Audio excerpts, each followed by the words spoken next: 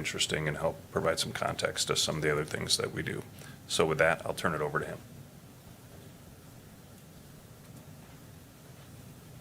Morning, Lieutenant Phillips. Morning. Thank you, Chief Barnes. So, like you said, I'm John Phillips. I'm one of the patrol lieutenants. One of my extra duties is since 2018, I've had the privilege to serve on the field force team as one of the co-commanders of that team. So like I said, we were established in 2018. This was through Wisconsin Emergency Management, specifically the Emergency Police Services Program. At that time, the state had identified a gap or a shortfall that there weren't a lot of teams like this throughout the state. So they allocated funding to get teams properly equipped and trained throughout the team or throughout the state. And we were lucky enough to secure funding. So it was a partnership, again, between us, the Marathon County Sheriff's Office, and then Everest Metro Police Department to have members on that team. We've since added members from each agency. Ourselves and Marathon County have added additional officers and deputies, and then we've also added deputies from the Wood County Sheriff's Office. And we've been working with the fire department to hopefully add a TEMS or a tactical EMS contingent to the team as well to help us during our deployments. So right now it's 32 members when we're at full strength, and the grant also stipulated, like Chief Barnes said, that if mutual aid was needed, that we would respond to those requests as well. And since 2018, we've deployed over 10 times throughout the state, including the RNC just recently. So I have a quick video here. This is not the typical response or what we faced, but this is the extreme level of what we have faced in our deployments. This is a video from actually the New York Times and depicts the first night that we were actually in Kenosha and deployed out into the field. So I'll let that play.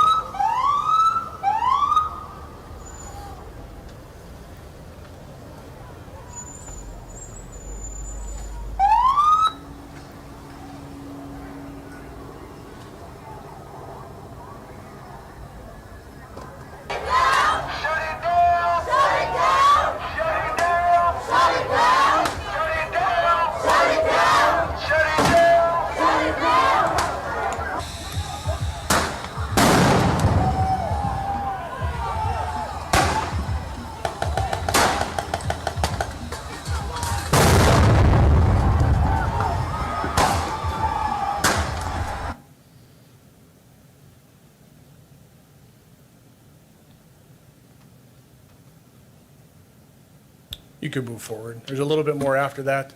Don't know why the video stopped there, but go ahead and go to the next one.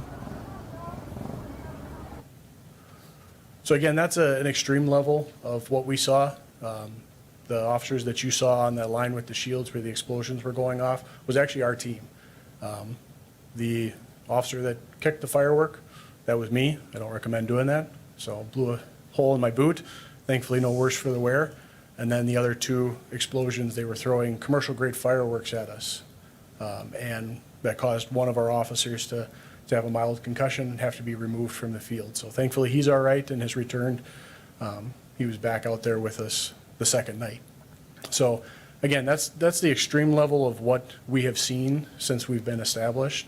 And as you can see, that what we're dealing with is not the average patrol call.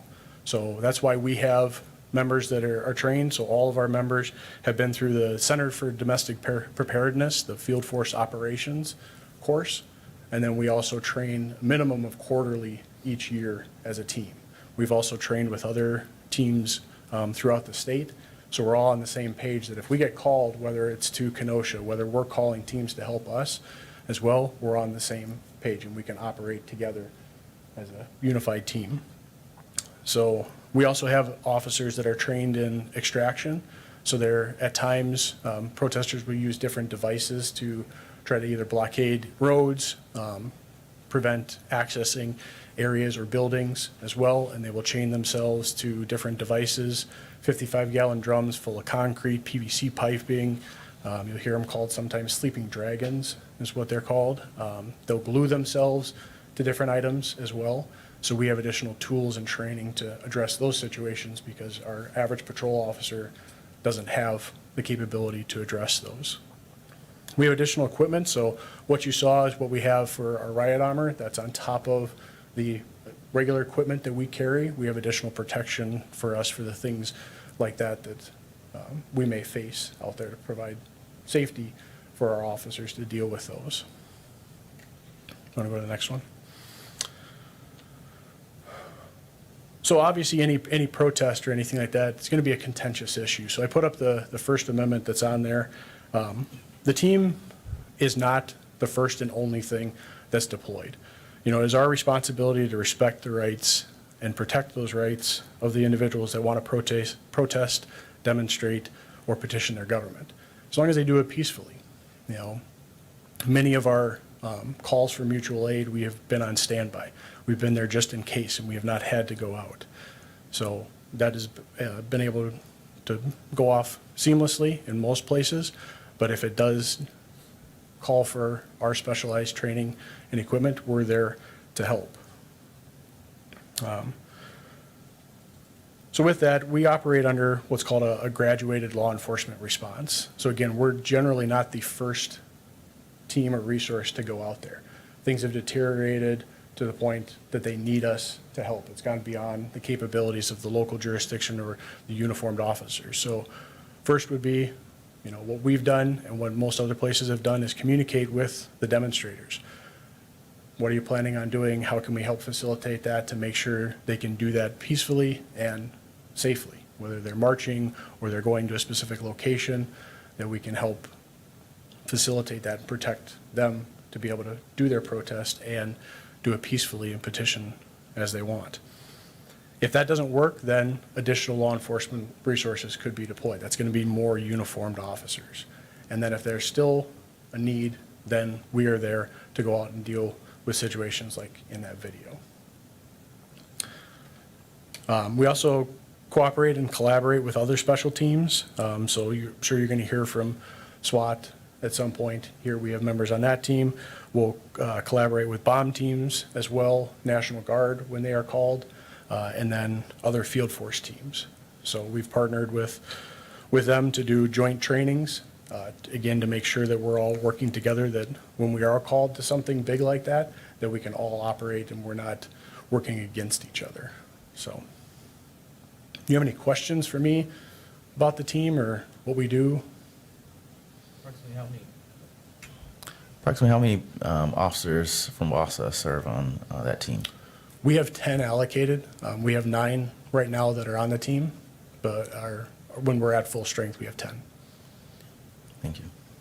How many times in the last year have you been called to, you know, other locations to help, or how active Yeah, has this year has been only the RNC. So I unfortunately was not able to go to the RNC, but talking with our members, thankfully it was uneventful for them.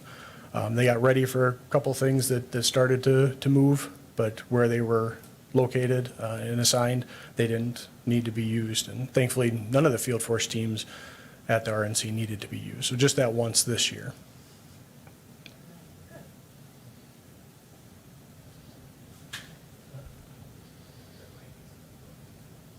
It seems like there could be a significant loss of force locally when you guys go out. How long can you really sustain out there without having to looking back up what's going on back in Boston? Does that make sense for that question? I think I know where you're going with that. So if we're called, yeah, if we're called out of the area, what does that mean for our community? Well, probably more for the RT. How long can everybody sustain, I guess, indefinitely? When does it start becoming? Sure. Thankfully, our team members come across all different assignments. We have some that are assigned to patrol. We have others that are assigned to different special units, or we have a detective that's on our team as well. So we're not pulling all from one shift. If it was from one shift, that would be very difficult for us to fill. But like with the RNC, we had that advance notice, so we were able to coordinate our staffing that we didn't there was no loss of coverage here for us locally. We're able to cover that. In emergency situations, myself and then Lieutenant Carr is the other team leader from our group as well. We'll coordinate, our schedules to make sure that staffing is covered here. If we don't have that, then we'll take who we can, and we'll have to just make sure that we have home covered first before we were to send everybody. So we'll work with our schedule and work with command to make sure that that's taken care of.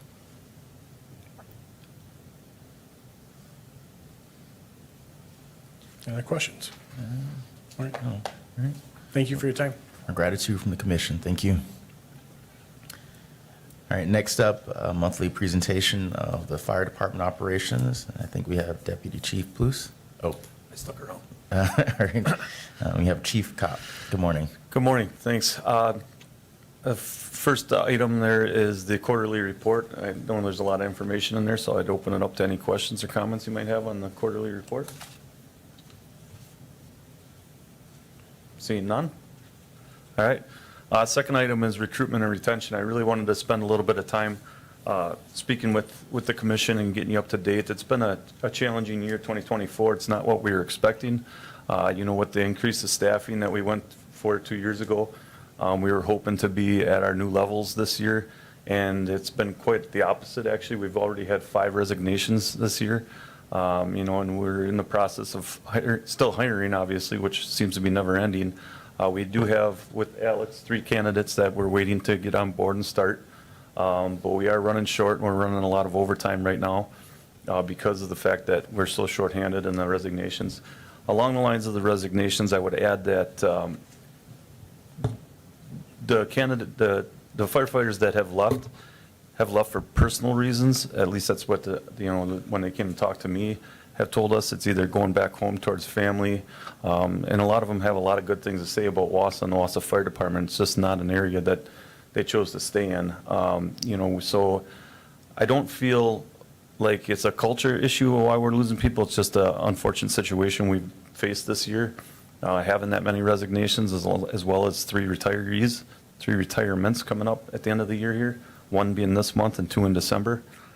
So we're doing a lot in the recruitment realm, but we're also focusing a lot more on retention and trying to do some different things. And Deputy Chief Plus, myself, and the rest of the command staff have been working hard at that and working with NTC as a partner with a lot of different ideas that we have moving forward. So hopefully we do a better job as far as finding creative ways to retain employees.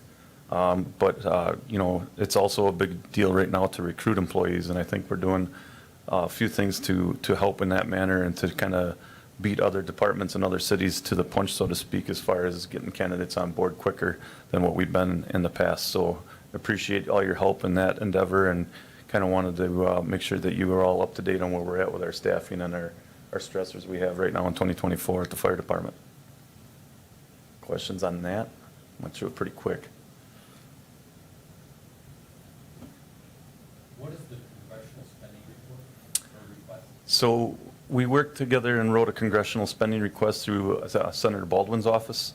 And what that will be, that's a rather large request. It was for $3.1 million in order for us and NTC to start a apprenticeship program, meaning that this would give firefighters, young firefighters, an opportunity to go to school while on the job training, learn, live at the fire department, live at NTC possibly, and not have that cost of living. And in a lot of cases, what we're finding is there are people out there that want to be firefighter paramedics that can't afford to quit their job and spend the time to do it, and this would give them the opportunity to go to school, still have employment and have a paycheck while they do it and chase their dreams of becoming a firefighter paramedic without giving up, sacrificing family and things like that. So I think it's a great thing. Whether we get it or not, I'm hopeful that we get that spending request. But if we don't, we're still moving forward with an apprenticeship program with NTC at a smaller level as far as working together and on-the-job training type things. So we spoke briefly about the challenges with turnover and hiring and our hiring practices. Maybe it's time for us to review the handbook. So to make a formal request of the 2 chiefs and James Henderson to really review that and bring some information forward for us to consider at the next meeting, I think- or one of the upcoming meetings. I think that's great to get ahead and make sure that we're doing everything we can to recruit. So I think I'll sit down with HR director as well as Chief Barnes from the PD, and we'll come up with a plan and get something on the agenda for the next PSC. Thank you. Any other questions? Appreciation from the commission. Thank you. Thank you. Chief Con- All right, the next meeting will be scheduled for Monday, August the 26th at 7:30 a.m. Right here in the City Hall chambers. Is there any further discussion? If not, may I please have a motion to adjourn this meeting? I'll make a motion to adjourn. Is there a second? All those in favor? Aye. Aye. Motion passes. We are adjourned. Thank you, everyone.